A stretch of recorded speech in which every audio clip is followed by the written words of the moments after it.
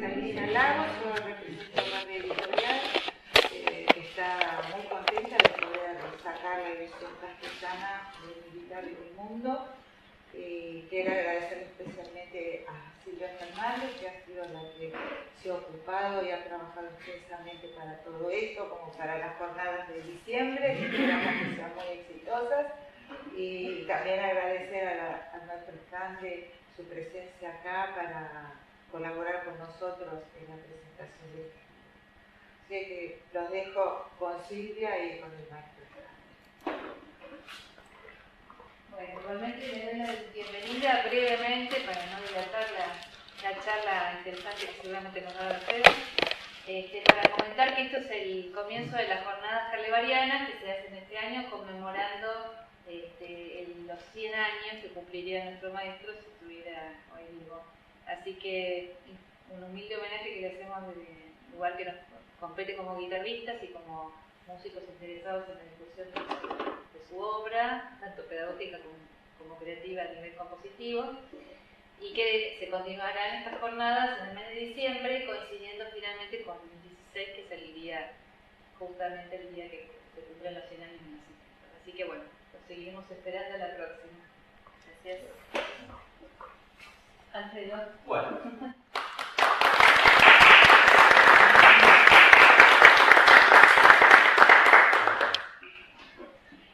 Yo te escuchaba perfecto a Silvia. No sé si ustedes me escuchan bien a mí. Yo me siento más cómodo hablando al natural. Igual sale. Sale. Sí, Bueno, estamos. Estoy haciendo estamos, sí.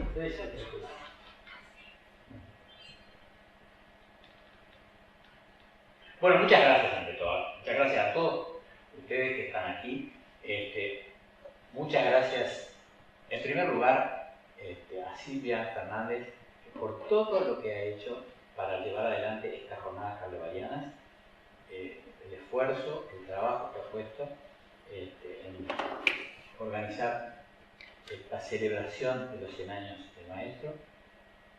Muchas gracias a este Centro Nacional de la Música, que nos ha cedido el espacio, y especialmente, por supuesto, a la editorial Barri, que ha apoyado los trabajos del maestro Carlevaro desde mediados de la década del 60. Las primeras publicaciones del maestro Carlevaro ya fueron con la editorial Barri. Y desde siempre, entonces, porque abarcó toda la publicación de prácticamente todo el material que Carlevaro la editorial. Y además, muchas gracias también a la editorial Barri porque ha ayudado mi presencia aquí para compartir con ustedes algunas de las cosas que yo pienso acerca de lo que puede significar en este momento evocar o analizar la actual vigencia del maestro Carlevaro. ¿Qué significa eso? Es para mí realmente una gran satisfacción que el centenario de Carlevaro, nuestra celebración del centenario, coincida con el hecho de que se está presentando el libro Militar en el Mundo, un libro que fue escrito a mediados de la década del 90 y que por una razón o por otra fue viendo postergada su publicación en castellano. Después del fallecimiento del maestro, el libro fue publicado en inglés y quedó a la espera. Y ahora finalmente ve la luz en español, y para mí es un placer enorme que esto coincida con la celebración del centenario.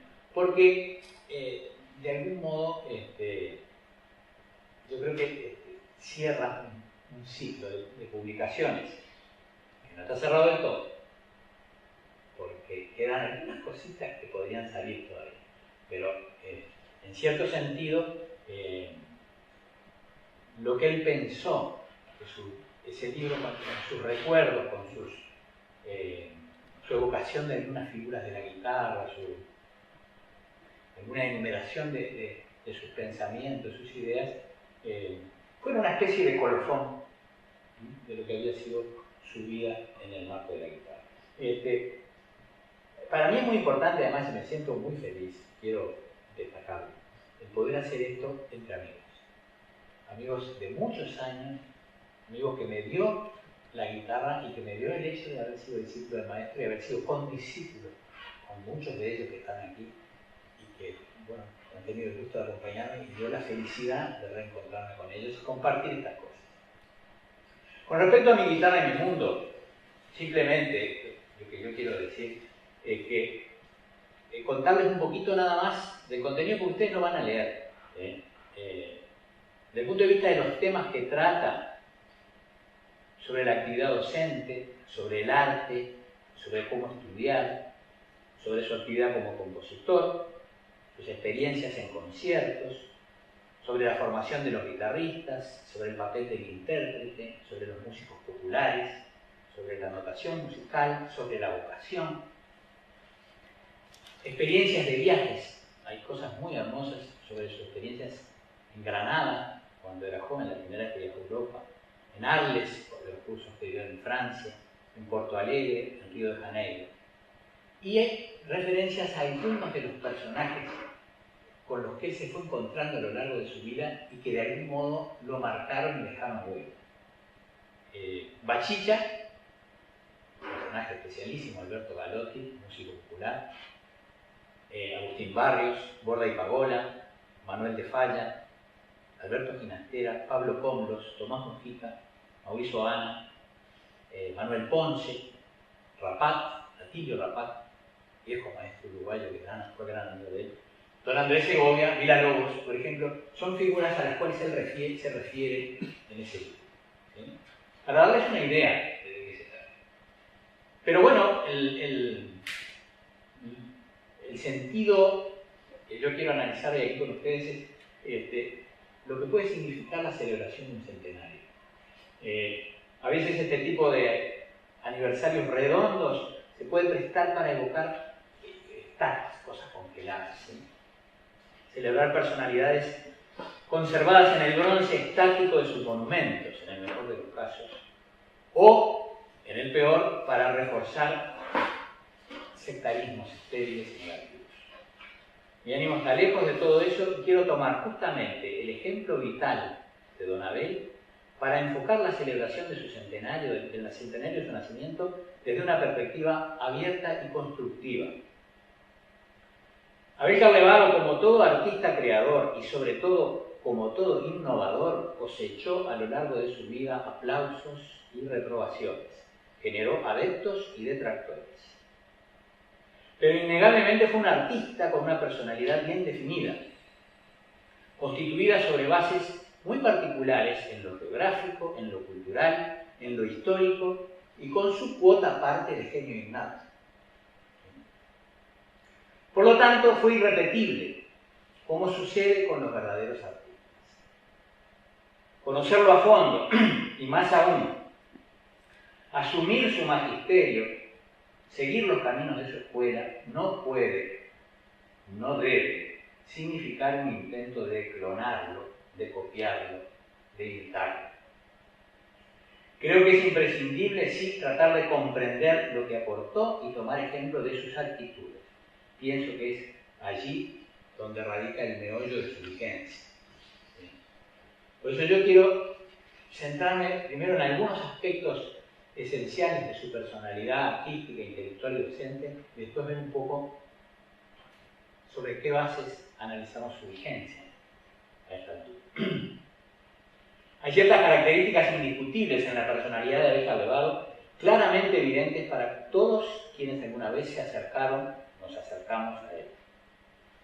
Una es la bonomía y gentileza con que recibía a cualquier estudiante, tuviera el nivel que tuviera, y el espíritu abierto, constructivo y generoso con que compartía su conocimiento, sin jamás abrumar a su interlocutor, ni mucho menos desmerecerlo delante de los demás o de sí mismo.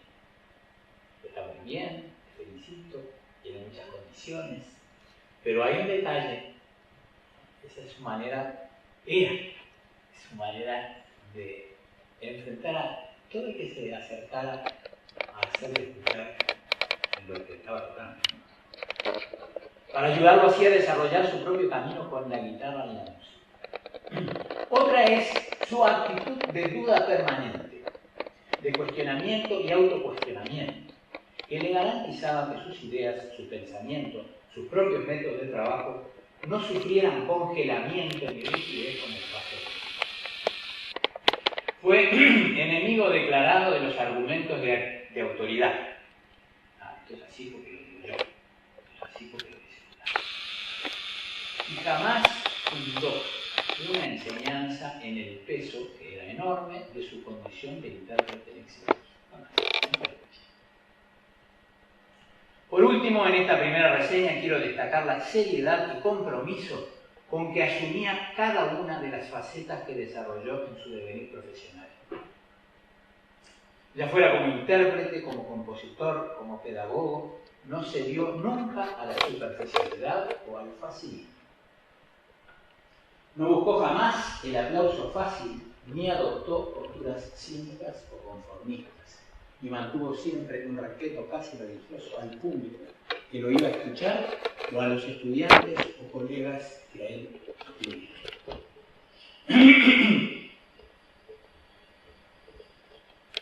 En el año 1942, estando Segovia en Montevideo,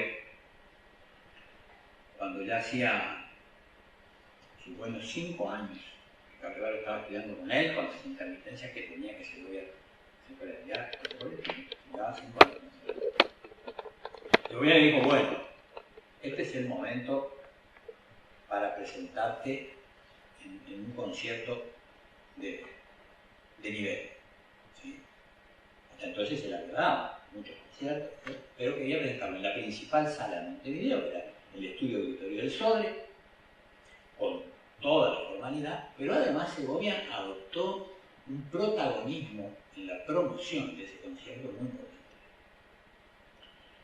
La cosa más tangible que se ha conservado es que en el programa de mano del concierto figura un texto escrito por Segovia, y además se reproducía la firma. En ese texto, un fragmento de ese texto, es conocido en el todo, un fragmento de ese texto lo define. Está definiendo a alguien que todavía no había cumplido 26 años. Dice, Carlevaro es un trabajador serio y honesto. Sabe que no puede llegar a ser grande artista quien no haya sido primero paciente artesano de su arte. Que no puede convertirse en maestro quien no haya sido buen aprendiz. Este joven austero, cuya alma oyó el grito inequívoco de la vocación, ama la santa disciplina del estudio y por medio de él va elevándose al cabal dominio del instrumento y a la comprensión de las bellezas superiores de la música. Don Andrés era florido, pero al mismo tiempo que era florido, era contundente lo que decía. ¿Sí? En los mismos días, es decir, en los días previos al concurso, él dio entrevistas al diario.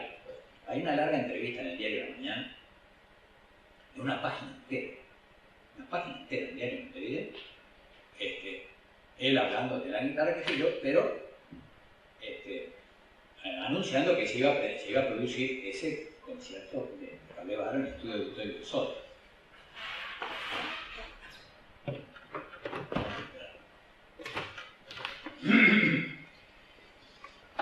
Al final de la entrevista, dice Segovia, no soy persona de opiniones móviles, sino de creencias fijas. Advierto esto para que se tomen mis palabras,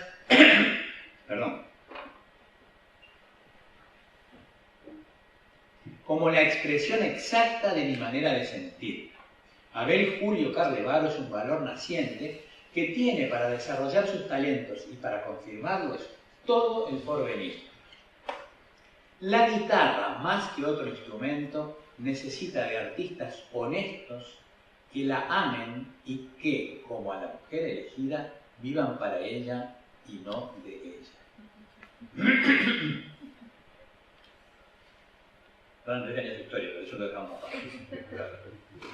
Durante los siguientes 59 años, es decir, hasta el final de su vida, Carlevaro demostró que Segovia no se había equivocado y mantuvo hasta su último concierto la misma integridad y honestidad profesional viviendo para la música y para la guitarra y no de ellas. Esto es muy importante. Índice claro de eso son, hay tres cosas que para mí lo marcan esa condición de integridad.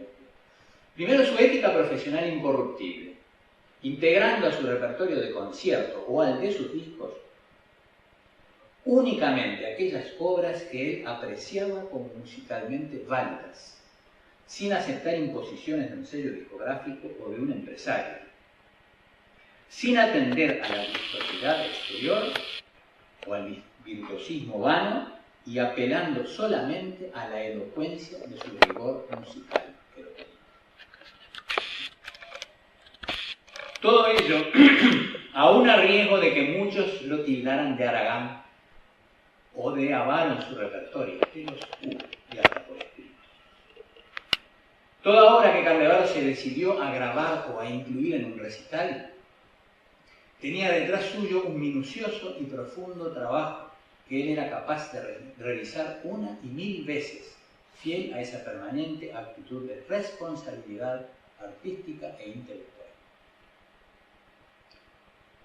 Otra cosa, el sentido que daba a la permanente búsqueda de la verdad en todo lo que emprendía, lo que lo llevó a descubrir tantos secretos de la técnica instrumental, tantos que terminó revolucionando casi todo lo que se hacía anteriormente. Revolucionando el verdadero sentido, sí, gracias. No. Ni es retórico. Y tres, su espontánea inclinación a no guardar para sí, ni para su lucimiento personal, esos secretos que iba descubriendo. Por el contrario, con gran generosidad, invirtió casi 2 décadas de su vida en dar a esa batería de nuevos conocimientos y procedimientos técnicos una estructura coherente y transmisible, sin retaseos, para que sirviera de ayuda a las siguientes generaciones de guitarristas, o al menos a todos aquellos que requirieran su ayuda o estuvieran dispuestos a recibirla. Bajo esa luz, entonces, mi intención hoy es compartir con ustedes los resultados de casi 3 décadas de trabajo, los resultados que casi 3 décadas de trabajo a su lado produjeron en mí, ayudándome a comprender cuáles son las mejores formas de ayudar a otros a conseguir un mejor relacionamiento con la guitarra para producir música artística con ella, porque de eso se trata. Y de eso se trató lo que hizo. Tratando de ser digno de esas características que él transmitía sin mencionarlas, con su propia conducta, y que fueron su más profundo legado para quienes quisieran percibirlas, pero asumiendo como punto de partida que las enseñanzas técnicas de Carlevaro no son la verdad revelada y no son el único camino posible para tocar bien la guitarra, aunque yo no pueda ocultar mi punto de vista, ¿no? Yo considero de que son las que conducen por el camino más eficiente y menos dependiente de las habilidades personales innatas. Menos dependientes. Una vez conversamos con Juan ayer, que Carlevaro democratizó la ejecución de la guitarra. Hizo accesible a todo aquel que quisiera acercarse adecuadamente. No era necesario ser un habilidoso en un arte. Y asumiendo también que esas enseñanzas valdrán si sirven de plataforma, de punto de apoyo, para seguir avanzando en nuestro conocimiento y en nuestro dominio sobre los secretos del instrumento que amamos y cuyas posibilidades musicales y estéticas él exploró y potenció como pocos. En cuanto a los elementos fundamentales de su legado, yo pienso que si hay que hablar de un legado que Carlevaro nos ha dejado y que lo trasciende ahora que se cumple el primer siglo de su nacimiento, debemos poner en primer lugar su ejemplo de vida dedicada a su vocación, eso que anticipó Segovia, cuando él tenía nada más que 26 años, que había oído el llamado de la vocación. Y aquellas características de su personalidad que enumeré antes, su ética profesional, su honradez intelectual, su responsabilidad artística, su permanente actitud cuestionadora y sobre todo autocuestionadora. Él siempre contó que toda su elaboración teórica había surgido a partir de preguntas cuyas respuestas le habían resultado insatisfactorias y siguió planteando nuevas preguntas y estimulándonos, a quienes fuimos sus discípulos, a preguntar y a preguntarnos. El acto de generosidad que implicó la elaboración de su teoría instrumental, en la que no se guardó ningún secreto, sino que los compartió todos con quien los necesitara y estuviera dispuesto a escucharlos. Había que estar dispuesto. Había que ir a él a escuchar, no a hacerse escuchar. Que te escuchaba. Te escuchaba muy bien. Y la forma de su práctica docente, basando siempre sus enseñanzas en razones y no en su innegable autoridad. Pero también tenemos que analizar la vigencia de sus aportes concretos. Estos eran los generales, atinentes a su personalidad. Los aportes concretos que le dieron su lugar de destaque en la guitarra del siglo XX, como intérprete, como compositor, como pedagogo, como renovador de la técnica instrumental. Como intérprete, Carlevaro sigue plenamente vigente. Desde sus grabaciones, tanto de estudio como en vivo, sigue mostrando a quien quiera oírlo que existe otra guitarra, orquestal, polícroma, que sigue siendo una alternativa artística válida frente a esa otra infinitamente más extendida, la guitarra monocromática, la del sonido lleno y redondo, la que suena como un piano, que los hay, y mucho. Eso es otro nivel. Él está mostrando que hay otra guitarra. Y yo creo que eso sigue vigente. Si no lo escuchan, dice, acá hay otra cosa. Si uno escucha la grabación de Carlevaro, dice, ese es Carlevaro. Escucha, hay otros artistas que no se escuchan, dice, eso es otro. Y hay otros montones que uno escucha y tiene que esperar a que el locutor diga quién está tocando para saber. Y no solo eso, desde aquellas grabaciones sigue mostrando que la pulcritud técnica no es incompatible con la expresividad. Lo que pone de manifiesto su incorruptible respeto por el oyente, a quien no hay por qué agobiar con ruidos parásitos y otras imperfecciones técnicas, que es muy rápido y fácil achacar a las dificultades intrínsecas del instrumento, cuando en realidad son a esta altura del desarrollo de la guitarra solo una muestra evidente de desidia o de falta de conocimiento.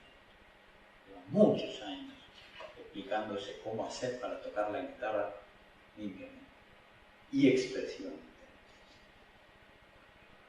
Es decir, que no lo sabe, que no lo empieza. Como compositor, la profusa obra de Carlevaro mantiene vigencia entre los guitarristas de distintas partes del mundo. Los preludios americanos han pasado largamente ya el medio siglo desde su estreno y siguen tan frescos y lozanos. Y también Cronomía, los estudios de homenaje a Villalobos, los microestudios y el concierto del Plata en sus distintas versiones. Este año fue tocado aquí en Buenos Aires, por allá por marzo, por Isabel Sievers, con orquesta. En Mendoza. Bueno, en Mendoza, pero en Argentina. Fue tocado como quinteto, también Isabel Sievers como solista, aquí y en Porto Alegre por Daniel Wolf. Y ustedes lo van a escuchar en diciembre en el marco de estas mismas jornadas carlevarianas con Silvia Fernández en la guitarra en su versión con clave, que a fines de octubre fue interpretado también en 2 ciudades de Polonia por Daniel Wolf y Laura de Armas. La misma clavecinista con quien él lo estrenó en Montevideo, en el concierto para guitarra y clave en el año 1998. He seleccionado algunos fragmentos de una reseña aparecida en un diario montevideano, referida a una de las primeras ejecuciones del cuarteto, porque ese concierto de Plata inicialmente fue un cuarteto. Guitarra y trío de cuarteto. Después le dio la forma de concierto para guitarra de orquesta. Después lo presentó como quinteto, que ahora acaba de ser publicado, y después lo presentó como concierto para guitarra. Bueno, cuando una de las ejecuciones del cuarteto, en octubre del año 1972, el crítico Washington Roldán, que fue uno de los críticos más respetados y temidos de Uruguay en aquellos años, escribió en el diario País: la perfección guitarrística de Carlevaro llega a los límites de la insolencia, pero es una insolencia que no se nota, porque porque está revestida con la mayor simplicidad y facilidad. Todo lo que él toca parece sencillo porque el esfuerzo ha sido descartado gracias a una técnica absoluta y porque su personalidad y su musicalidad han llegado a un límite de madurez en el que la música se impone serenamente con sus propios derechos. Su sonido es de una nitidez y riqueza de timbre que logra asimilarse en conjunto de cámara sin el menor problema de dinámica. Y su fraseo es de una nobleza siempre emocionante. Nunca una aspereza, nunca una vibración o distorsión del sonido que afecte la precisa formulación musical. Sus ejecuciones carecen de esa condición aproximativa que lucen muchos guitarristas, dada la inmensa dificultad del instrumento mismo. La misma honestidad y limpieza que luce como concertista se refleja en su sorprendente faceta de compositor. No se trata aquí de una obra de circunstancias escrita por un virtuoso para su lucimiento, sino de un cuarteto sólido y equilibradísimo, con 3 movimientos ricamente desarrollados y de espontánea factura. No utiliza efectismos exteriores para su propio instrumento, sino que lo hace dialogar o discurrir con las cuerdas en un contrapunto que tiene por momentos la fluidez tonal imprecisa y las confrontaciones disonantes del mejor fin. Es buena música tradicional, pero no por ello deja de ser personalísima y en ningún caso es de academismo blando o trasnochado. La guitarra está magistralmente tratada y consigue fundirse tersamente con las cuerdas. Eso respecto de Carvajal como compositor. Como pedagogo, acá me van a disculpar, yo quiero contar algo de mi propia experiencia personal y algo que de pronto algunos de ustedes ya escucharon, pero Juan. Antes de ir a tomar mi primera clase con Carnaval,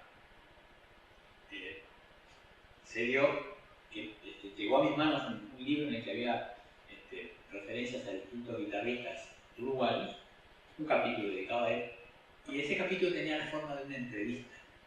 Y en esa entrevista, él dijo algo que a mí realmente me dejó perplejo, me pareció una barbaridad. Dijo, hay guitarristas que trabajan sobre la guitarra 12 horas por día, y yo les aconsejo que piensen no si toquen no. Después uno sabe que hay, vamos a decir que para que después se tuviera la perspectiva, le gustaba exagerar las cosas. Para llamar la atención, para chocar, y porque además el tiempo pone después las proporciones. Pero en su interior había una cosa que por ahí llegó. Pero a mí me quedó dando vuelta. Entonces cuando tomé mi primera clase con él, estaba esperando el momento oportuno, me dio una de sus clases inolvidables para mí, no solo porque era la primera, sino porque cambió totalmente el concepto que yo tenía de lo que era recibir. Así que después de decirme al quinto compás que muy bien, que tenía condiciones, qué sé yo, me dijo yo le voy a enseñar a sentarse. Y después me explicó cómo hacer una escala, con todos los detalles del porqué de cada cosa y cómo mover. Cuando terminó la clase, le largué mi pregunta tan contenida, ¿no? Maestro, te acabo de leer en una entrevista que usted dice tal cosa. Cinco estudios y por más que pensé y pensé en qué pensar, no pude. Y entonces me dijo, pensar en la guitarra es lo que yo le enseñé.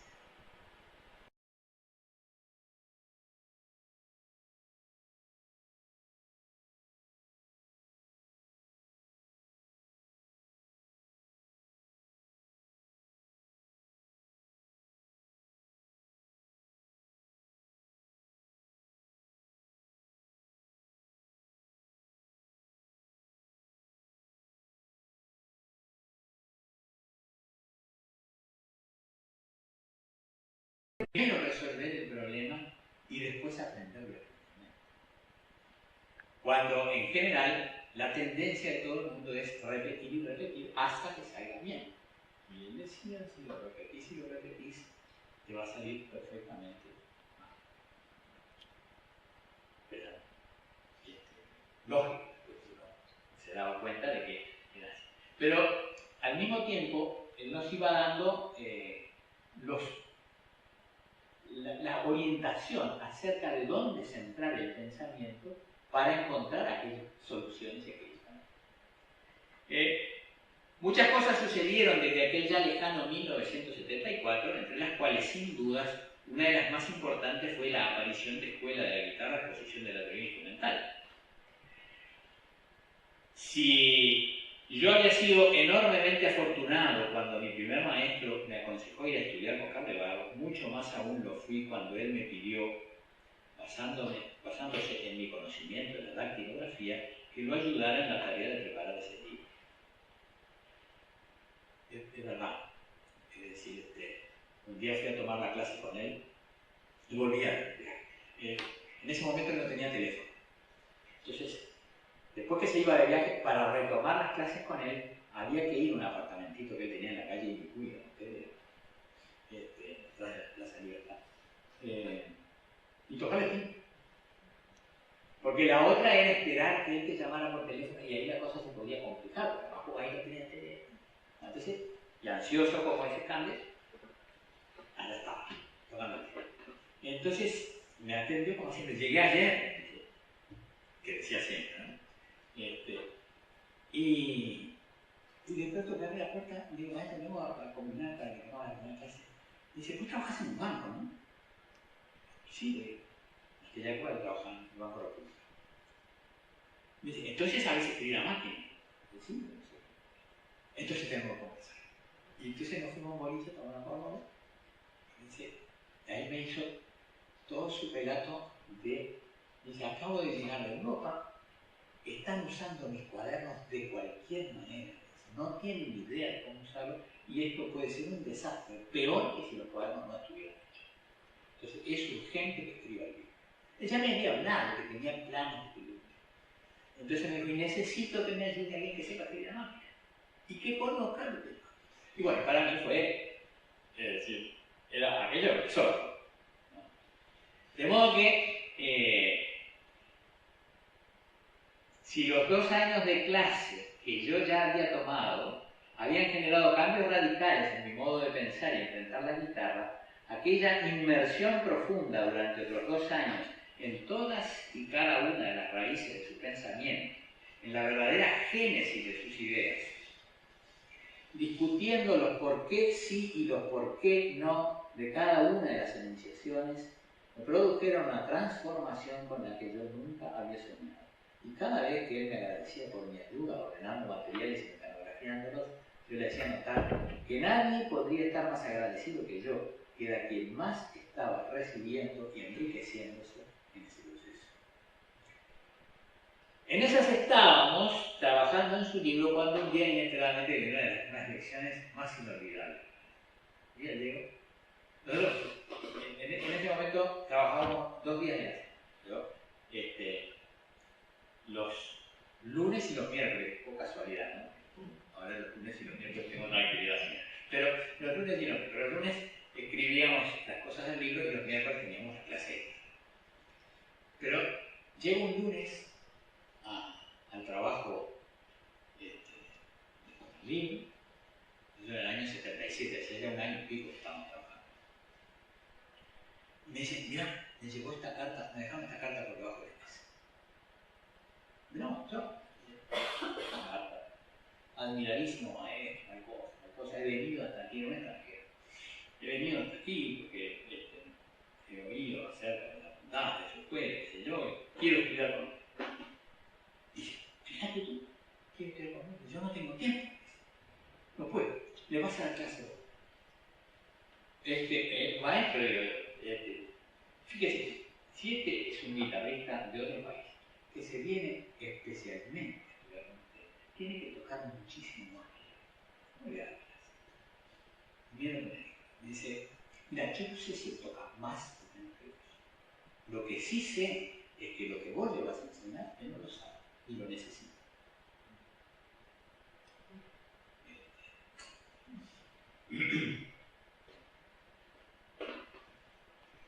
Esa es una de las enseñanzas más importantes que hay. Como renovador de la técnica de la el Carlevaro pedagogo. Como renovador de la técnica de la guitarra y creador de una teoría instrumental, Abel Carlevaro se había dado cuenta de que su modo de tocar, su técnica instrumental, tan diferente a lo que era usual en aquella primera mitad del siglo XX, tan revolucionaria en muchos sentidos, era formulable, explicable, transmisible a otros para que pudieran comprenderla, aprenderla y luego aplicarla. Entonces revolucionó también la pedagogía de la guitarra, le dio una teoría instrumental, un conjunto orgánico y lógicamente estructurado de explicaciones y soluciones a cada uno de los problemas que plantea la mecánica del instrumento para poder expresar sin trabas el discurso musical. Primeramente la enseñó en sus clases universitarias, en su estudio particular, en seminarios internacionales en varias partes del mundo, al tiempo que publicaba sus 4 cuadernos de ejercicios a través de la editorial Barley, en los que mostraba su metodología de trabajo y esbozaba varios de los conceptos que iban integrando su novedosa teoría. Luego la expuso por escrito en el libro que se estaba trabajando, Escuela de la Guitarra, Exposición de la Teoría Instrumental. Con ese conjunto de trabajos, a los que sumó los 4 volúmenes editados de técnica aplicada, y hay un quinto que todavía permanece en mérito sobre el estudio de Carcassi, y un diccionario con la explicación más actualizada de las palabras clave de su teoría, Carlevaro prácticamente subvirtió la casi totalidad de los principios que hasta ese momento guiaban la ejecución de la mayor parte de los guitarristas y que figuraban en los métodos hasta entonces publicados. ¿Cuáles son los conceptos claves de la teoría instrumental de Carlevaro? Bueno, todos ustedes los conocen, yo no me voy a poner a explicarlos, pero el más importante de todos,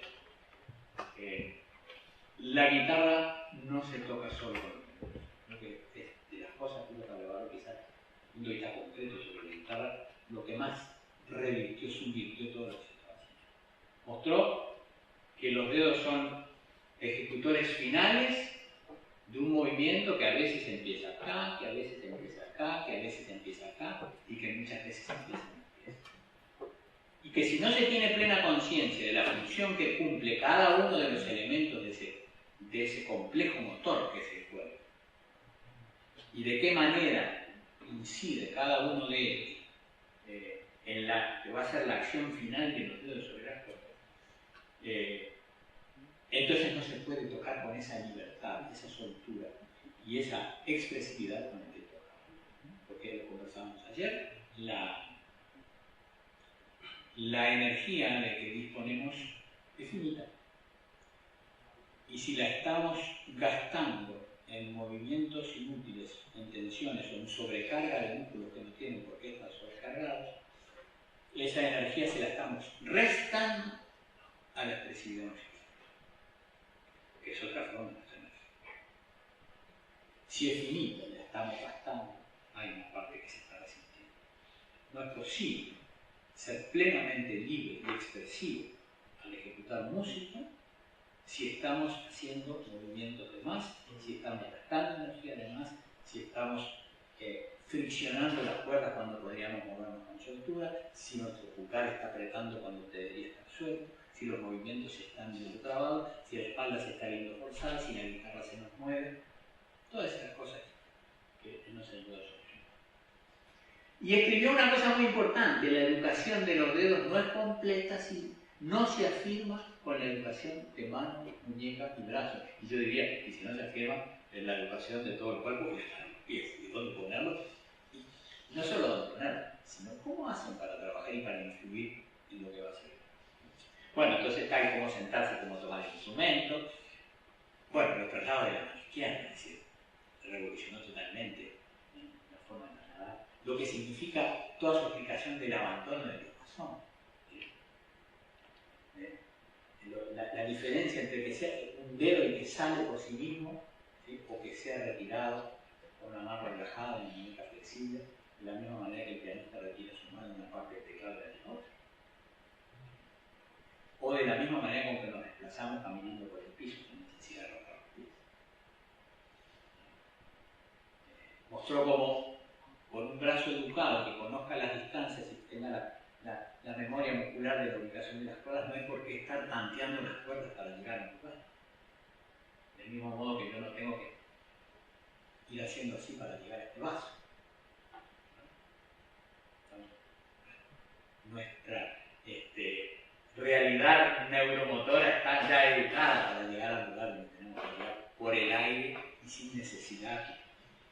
tantear el camino.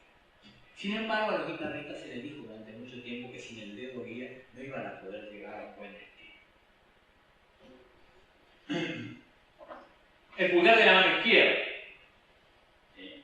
el rol del pulgar de la mano izquierda, tan opuesto a lo que se sostenía hasta ese momento, ¿no? Que se lo presentaba en la necesidad de estar frotando, aludiendo, decía Guado, frotando el mástil, sosteniendo a la guitarra para que no se moviera, o siendo el contrapeso de la fuerza de los dedos, como si el pianista tuviera que poner el pulgar acá abajo. Y mostró cómo la acción de los dedos no dependía del pulgar, sino que por el contrario, un pulgar apretado lo único que hace es apretar al resto de los dedos, y un pulgar relajado permite que los demás dedos estén relajados.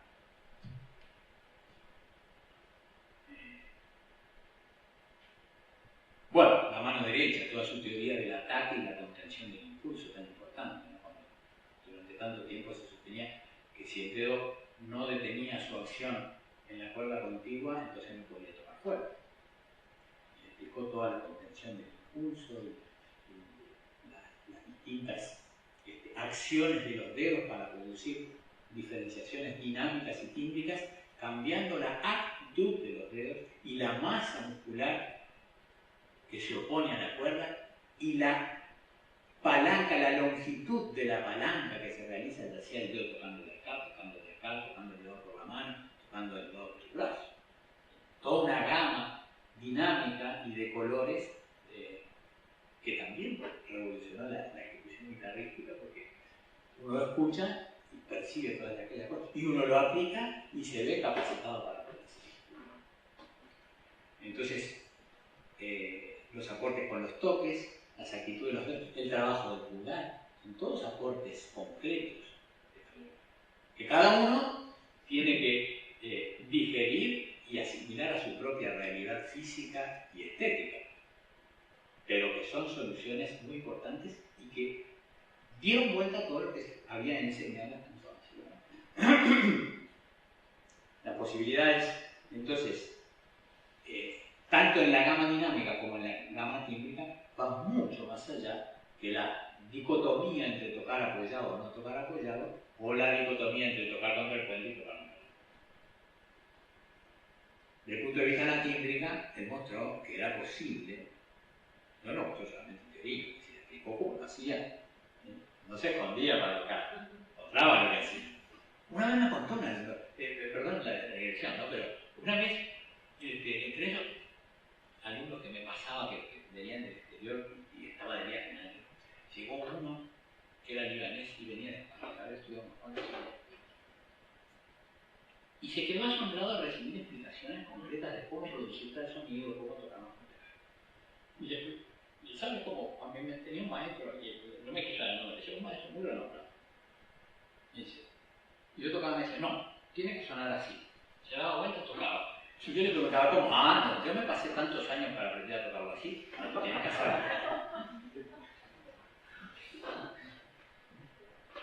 Pero no, yo no creo, no tenía por qué mentir, ni inventar cosas. Y yo no estaba haciendo nada, no, yo estaba haciendo lo mismo que yo había aprendido. ¿Por qué de las cosas? Y explicarlo, no era un secreto. Bueno, pulgar de la mano derecha, la enorme gama, enorme, uno escucha las grabaciones, hay un programa que hay los lunes que pasan grabaciones viejas de carnaval, que está bueno. Pero ahí uno puede escuchar cosas increíbles con el pulgar de la mano derecha, increíbles, aplicadas tanto a nuestra música latinoamericana con las sonatas de Scalari, sí. Porque la gama de posibilidades del pulgar, tanto en sus colores como en las formas del ataque, ¿no? de los staccato y de los pizzicatos, ese pizzicato que él diferenció de la sordina, ¿no? El hecho de apagar previamente, decía él, eso es sordina. En los instrumentos de arco, el pizzicato primero suena, después apaga, porque recuerda que está pulsado, solamente que el instrumento no prolonga. Y mostró cómo hacer eso. La ideas del muñeco. Una riqueza enorme. ¿Sí? Bueno, y todos, cantidad de aportes concretos desde el punto de vista de la renovación de la vida. Entonces lo que queda por preguntarse una hora, ¿qué es el sentido de la charla esta? ¿No? ¿Puede uno considerar que a 100 años de su nacimiento Carlevaro está vigente? O sea, hay cosas por las que valga la pena seguir estudiando Carlevaro, sabiendo qué o ha sido refutado o ha sido superado. A veces uno escucha o lee que muchos guitarristas piensan que lo de Carlevaro es algo del pasado de la guitarra y que no vale la pena ya profundizar en su conocimiento. Y yo vuelvo a recurrir a lo que aprendí con él para decir que en realidad más importante que las respuestas son las preguntas. La enseñanza más importante que dejó Carlevaro, creo yo, sigue estando en aquella frase suya que leí antes de mi primera clase con él. Por muy relevantes que hayan sido sus soluciones a los diversos problemas que plantea una ejecución musical seria en la guitarra, todo esto que fue su aporte, por muy relevante que haya sido, lo verdaderamente esencial a un siglo de su nacimiento y 37 años después de la publicación de su libro sobre la teoría instrumental, siguen siendo, además de su ética vital y su honestidad intelectual y artística, su actitud cuestionadora y la aversión por la repetición maquinal e irreflexiva. Para seguir avanzando en nuestra capacidad de producir música artística con la guitarra, no hay más remedio entonces que seguir su ejemplo y destinar lo más importante de nuestro tiempo a pensar y sobre todo a preguntarse. ¿Se han preguntado al momento de sentarse y tomar la guitarra? ¿Dedican tiempo los guitarristas hoy a meditar, a leer, a cuestionar y cuestionarse? ¿O están demasiado ocupados en estudiar, invirtiendo sus horas en acumular repertorio de moda y lo suficientemente difícil o llamativo, no importa a qué precio? ¿Se han preguntado al momento de sentarse y tomar la guitarra por qué lo hacen de ese modo y no de otro? ¿Han reflexionado acerca del papel que debería jugar cada una de las partes de su cuerpo para relacionarse con su instrumento del modo más eficiente? ¿Se han detenido a pensar en lo que significa en este terreno la palabra eficiencia? ¿O en cuánto ayudaría una lograda eficiencia en la ejecución instrumental a una más libre y expresión de los valores musicales y artísticos? ¿Se preguntan, antes de seguir concibiendo la acción de la mano derecha a partir de la dicotomía apoyo y no apoyo, cuáles son los factores que pueden provocar cambios dinámicos en la acción sobre las cuerdas? ¿Cuántos guitarristas han reflexionado alguna vez en lo que significa la afirmación de Carlevaro de que la velocidad de ataque debe ser la misma para un sonido piano que para un sonido fuerte, y que el volumen sonoro no está en función de esa velocidad? ¿Cuántos conocen todos los mecanismos de que dispone el guitarrista para variar la masa que interviene en el ataque de una cuerda si quiere variar la dinámica sonora? ¿Cuántos se han planteado alguna vez cuáles son los procedimientos para contener el impulso de un dedo o cuál puede ser la forma de ataque para que no sea indispensable frenar a ese dedo en la cuerda contigua? ¿Cuántos se han preguntado cómo obtener timbres diferentes y simultáneos en un mismo sector del encordado? ¿Cuántos se han preguntado si efectivamente la guitarra tiene entre sus recursos esa posibilidad? ¿Se preguntan cómo hacer para obtener distintas coloraciones en el sonido del pulgar para que éste sea capaz de conducir voces diferenciadas en forma autónoma y no ser meramente un bajo? ¿Se preguntan si es cierto y por qué que la guitarra puede ser concebida como una pequeña orquesta, como se le atribuye a la diosa? ¿Cuántos maestros pueden responder cabalmente a sus alumnos si estos les preguntan por qué hay guitarristas que producen tantos chirridos al tocar y otros que no? ¿Cuántos han reflexionado acerca del papel de la muñeca izquierda si la mano y los dedos han de moverse libremente por el diapasón sin ruidos ni fricciones enlentecedoras y a la vez cansadoras? Y acerca de los respectivos roles del brazo, la mano y los dedos en los diferentes tipos de traslado en ¿Cuántos se han preguntado si eran correctas o no las afirmaciones de Aguado y de Pujol acerca de la actitud del pulgar de esa misma mano presionando en el mástil? ¿Y por qué? ¿Cuántos se niegan a aceptar, por excesivamente cómoda o intelectualmente perezosa, la falsa oposición entre expresividad y perfeccionismo técnico? ¿Cuántos guitarristas son conscientes de cuánto se empobrece el resultado musical cuando estas preguntas no han encontrado respuestas adecuadas? ¿Cuántos conocen y aceptan a plena conciencia la afirmación de Carlevaro de que la educación de los dedos no será correcta si no se completa con la educación de la mano, la muñeca y el brazo? ¿Cuántos son conscientes en el momento de sentarse a practicar ciertos ejercicios de qué es lo que realmente están educando al trabajarlos? ¿Cuántos saben cuando utilizan la palabra técnica lo que ella significa y para qué se desarrolla? ¿Cuántos se preguntan con sano hábito por qué hacen lo que hacen? ¿Cuántos maestros, en fin, transmiten a sus discípulos la importancia de preguntar y preguntarse?